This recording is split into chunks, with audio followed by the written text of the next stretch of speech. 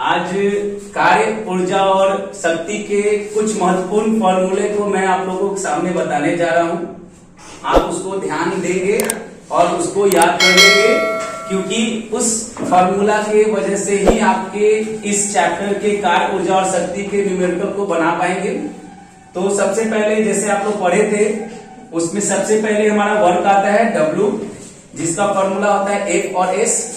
जहां अगर W को बोला जाए तो W को कार्य बोलते हैं, F को बल बोलते हैं, S को दिशा में चली गई दूरी बोलते हैं हम लोग।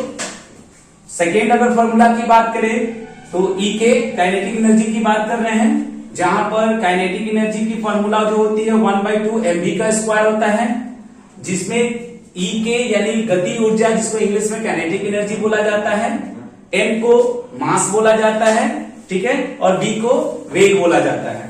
उसी तरह EP जिसमें पोटेंशियल एनर्जी की बात हो रही है, जिसमें मास, ग्रेविटेशन और हाइट का होना बहुत जरूरी है।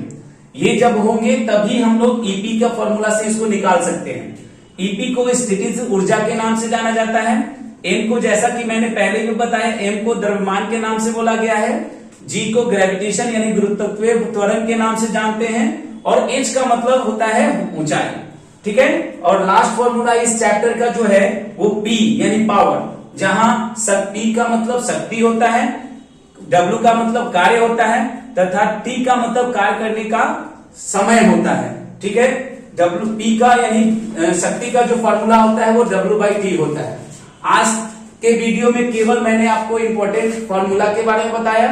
अब कल आप लोगों के पास इस चैप्टर का कार्य, ऊर्जा और शक्ति से कुछ रिलेटेड क्वेश्चन होंगे। आशा करता हूं आज आपका फॉर्मूला समझ आया होगा। कल मैं इस चैप्टर के साथ आपको न्यूमेरिकल लेकर आऊंगा।